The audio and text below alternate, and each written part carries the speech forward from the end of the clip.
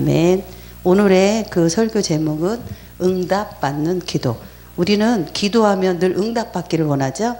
그래서 말씀은 에레미야 33장 3절 말씀입니다. 너는 내게 부르짖으라. 내가 내게 응답하겠고 내가 알지 못하는 크고 비밀한 일을 내게 보이리라. 이 에레미야 33장 3절을 보면 하나님은 우리가 부르짖으면 응답하고 거기에다가 보너스로 크고 비밀한 일을 주시겠대요. 이 말씀을 가지고 오늘 말씀을 전하겠습니다. 저는 이 말씀을 전하면서 깨달은 건 뭐냐면 우리에게 그 기도라는 걸 주셨고 부르짖을 수 있는 은혜를 주셨다는 거죠. 근데 여러분들 알기를 지금 이렇게 말씀하시는 분 계시잖아요. 어떻게 막 크게 얘기하나요? 살살 얘기를 하잖아요. 예를 들어갖고 저기 계신 목사님한테 제가 막 뭘 부탁해야 돼. 그러면 막 주세요! 막 그렇게 하나? 안 하잖아요. 아유, 주세요. 근데 하나님은 오늘 어때요? 막 부르짖으래. 우리 하나님 빚쟁이가 아니잖아요. 빚쟁이가 아니잖아요. 근데 막 소리 지르래. 그래 응답하시겠대요. 와, 나는 이 말씀, 하나님은 빚쟁이 아니신데 우리가 하나님한테 맡겨놓은 게 아무것도 없잖아요. 저부터 은혜를 받았을 뿐이지.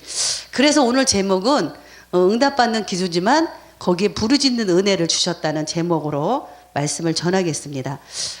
저희가 교회를 개척한 지 한 8년 정도 된 것 같아요. 그랬는데 그 8년 전에 교회를 개척할 때는 재정적으로 가장 어려울 때였어요.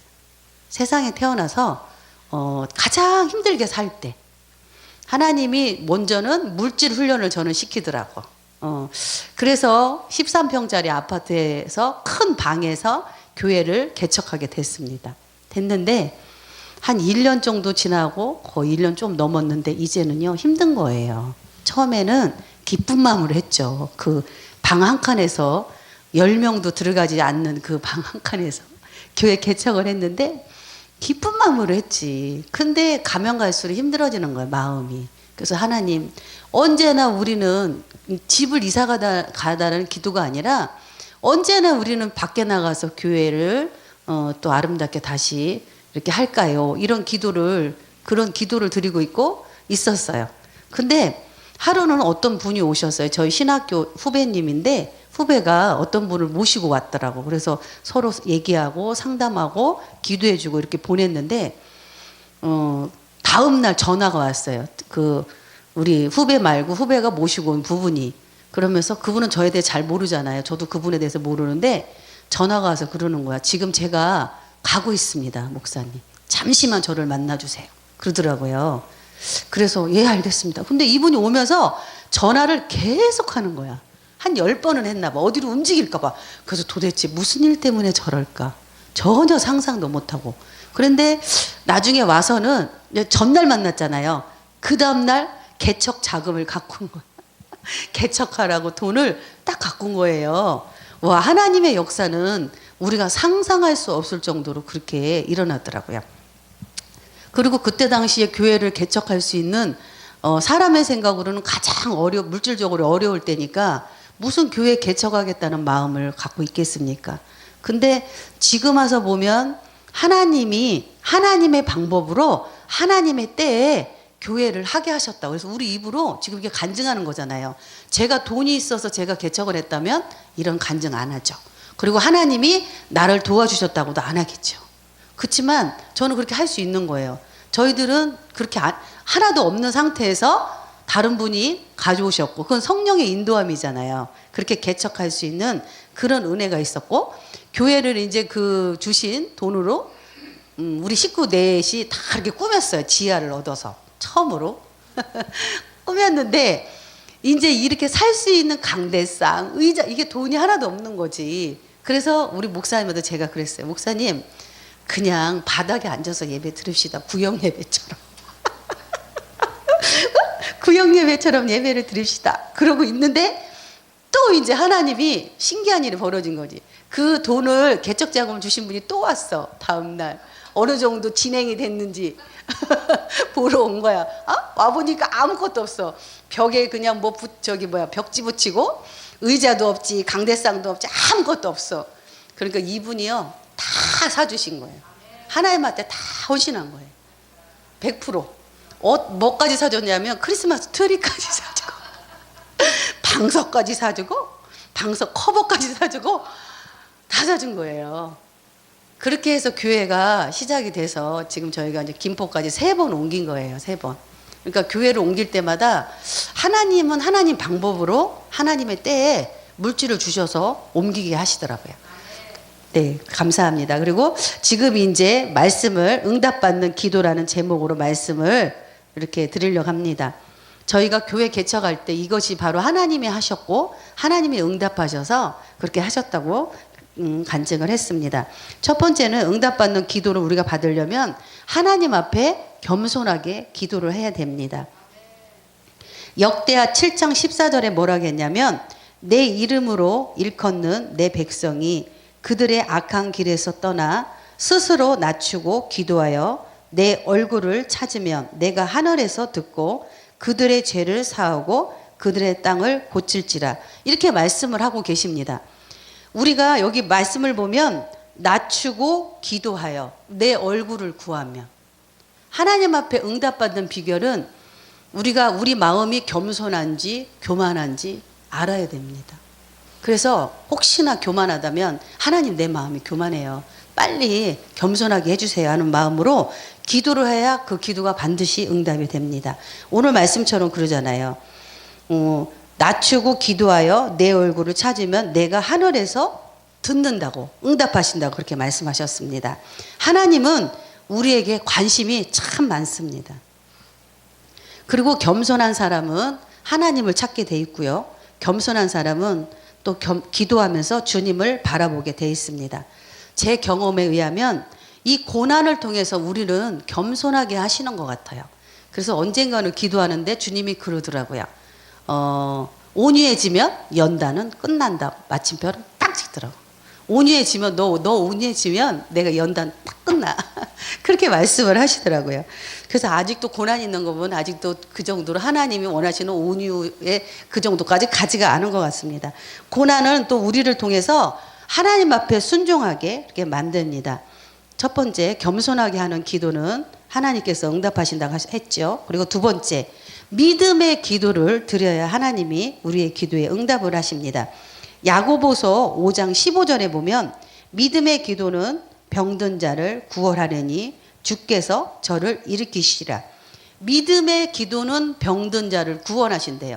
여러분의 지금 삶 속에 가정에 교회에 사업에 문제가 있다면 그 믿음의 기도를 드리면 어떻게 하나님이 구원하신다는 그런 말씀입니다. 우리는 늘 주님 앞에 기도를 하죠. 근데도 응답이 없을 때는 하나님이 나를 혹시나 버리셨을까?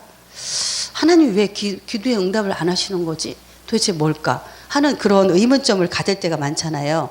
그러고 있을 때 저 같은 경우에는 그런 궁금증으로 힘들어할 때 주님은 그대로입니다. 기다려라. 기다려라. 그래 그 말씀만 딱 하셔요. 그러면 언제까지요? 그러면 말씀을 안 하셔. 그래서 주님은 오늘도 기도하는 우리에게 늘 말씀을 하십니다. 기다리라고. 끝까지 기다리라고 그렇게 말씀을 하십니다. 두 번째, 믿음의 기도에 대해서 말씀을 드렸습니다. 세 번째, 우리가 응답받는 기도는 말씀 안에서 기도하는 겁니다. 누가복음 11장 9절에서 10절을 보면 뭐라고 그랬냐면 내가 또 너희에게 이르노니 구하라. 그리하면 너희에게 주실 것이요. 찾으라. 그러면 찾아낼 것이요. 문을 두드리라. 그러면 너희에게 열릴 것이니 구하는 이마다 받을 것이요. 찾는 이는 찾아낼 것이요. 두드리는 이에게는 열릴 것이니라. 이 말씀은 하나님의 약속의 말씀입니다. 하나님은 약속을 하면 반드시 지킨다는 거죠. 사람은 약속을 하면 지키지 못할 때가 저도 많은 것 같습니다. 그렇지만 하나님은 분명히 그러셨죠. 구하면 주시고 찾으면 찾아낼 것이고 문을 두드리면 열린다고. 그래서 구하는 이마다 받고 찾는 이가 찾아내고 두드리는 이에게 열릴 것이라고 분명히 말씀하셨습니다. 우리가 무슨 기도를 드리고 있든 주님은 그러시잖아요. 빌립보서에 무엇이든지 아무것도 염려하지 말고 오직 모든 일에 기도와 간구로 너희 구할 것을 감사함으로 하나님께 아뢰라. 그래야면 모든 지각에 뛰어나신 하나님의 평강이 그리스도 예수 안에서 우리 마음과 생각을 지키시겠다고. 아무것도 염려하지 말고 오직 모든 일에 기도와 간구로. 그러니까 우리가 드리는 기도가 이거 잘못된 거 아니야? 그럴 수도 있겠죠. 하지만 제 경험에 의하면 제가 어떤 모양의, 예를 들어 하나님 사과를 주세요, 사과를 주세요, 그게 기도를 해요. 근데 하나님은 사과를 안 주시고 다른 모양으로 응답하실 때가 너무나 많아요. 지금 필요한 거는 제가 사과가 아니라 귤일 수도 있다는 거죠. 근데 하나님은 반드시 응답을 하시더라고요. 내가 원하는 사과의 모양이 아니고 다른 모양으로 주도 그 응답이잖아요. 그건 하나님이 너무 잘하시니까, 나에 대해서, 나의 환경에 대해서. 그래서 저는 늘 하나님은 우리의 기도에 반드시 응답한다고 믿습니다. 그리고 응답받는 기도는 우리가 주님이 십자가에서 나를 용서하신 그 믿음으로 십자가를 바라보는 기도입니다. 십자가는 축복의 값을 예수님께서 지불하셨습니다. 예수님께서 죽음을 통해서 우리에게 어떻게? 축복. 기도가 축복이잖아요. 하나님 앞에 우리가 드릴 수 있는 게 뭐가 있겠습니까? 생명, 그것도 하나님 거. 물질, 하나님 거. 자녀, 하나님 거. 모든 게 다 하나님 건데 유일하게 제가 생각한 건 뭐냐면 드릴 수 있는 게 기도라는 거죠. 기도. 세계 열린 축복 방송이죠. 예. 축복 방송을 우리 목사님이 이렇게 저보고 설교를 해달라고 했을 때 제가 잠시 기도를 했어요. 하나님, 세계 열린 축복 방송에 제가 이렇게 해달라고 하는데 해야 되는 겁니까? 하는 기도를 했어요. 근데 주님이 뭐라고 하냐면 너 하고자 하는 동기가 뭐냐? 이유가 뭐냐? 이러더라고요. 그래서 가만히 있었어요. 특별한 이유가 없어. 근데 딱 한 가지 하나님한테 말씀드린 게 뭔지 압니까? 그냥 기뻐요. 그냥 행복해요, 나는. 그랬어요. 그랬더니 하나님이 그래, 네가 기쁘면 해, 이렇게 말씀을 하시더라고. 저도 자녀가 2명이거든요. 그 자녀들이 기쁘면 부모의 마음이 기쁘잖아요. 그죠? 그리고 하나님의 일을 하는 부분이잖아요. 근데 네가 기뻐? 그러면 나의 뜻이야. 저는 기쁘더라고요. 그래서 잘은 못하지만 너무 기쁜 거야. 그래서 기뻐? 그러면 그게 나의 뜻이야. 이렇게 말씀을 하시더라고요. 갈라디아서 6장 9절을 보면 우리가 선을 행하되 낙심하지 말지니 포기하지 않으면 때가 이르면 거둔다고 말씀하셨어요. 그게 기도도 되잖아요. 우리가 기도를 정말 주님 앞에 끝까지 낙심하지 않고 포기하지 않고 기도를 하면 때가 이르면 반드시 어떻게 한다고? 응답하신다는 그런 말씀입니다.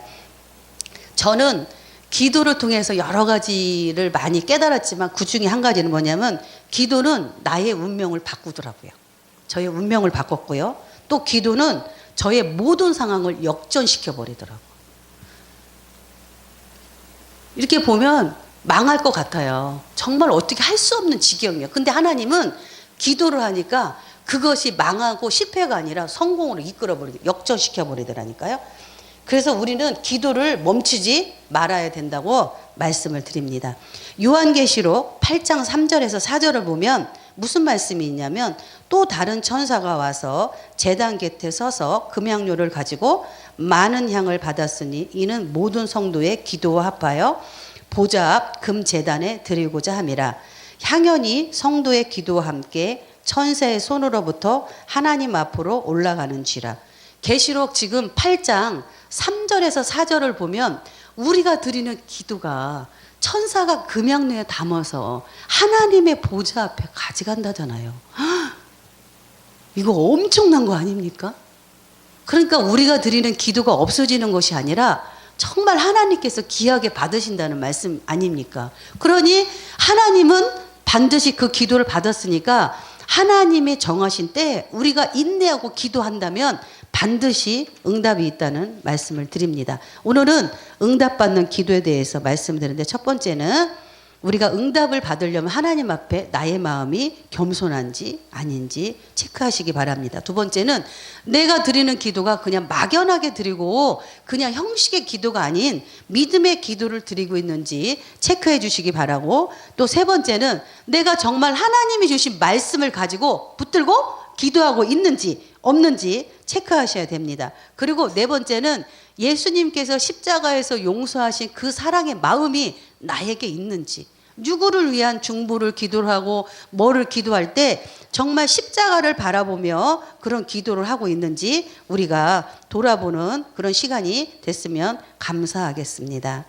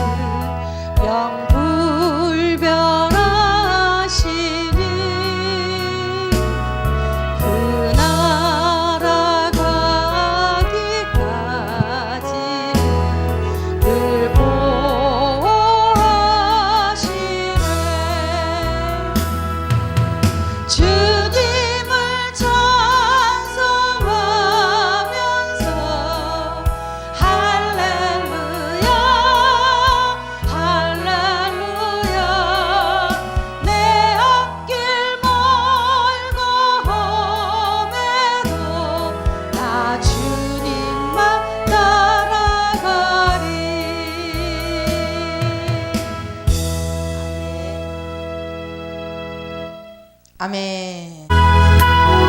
찬양하시겠습니다. 주 안에 있는 나에게.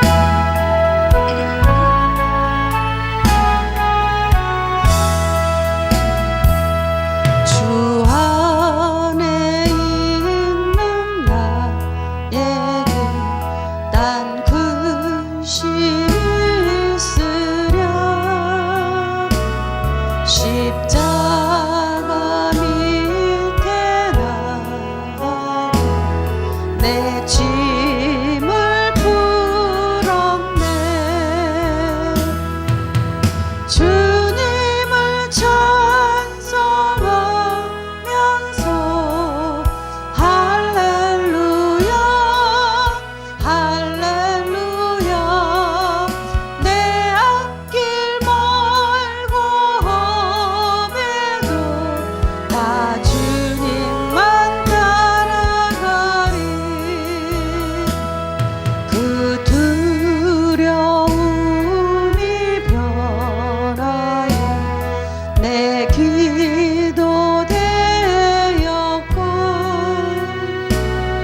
전날의 한숨 펴라여 내 노래 내었네.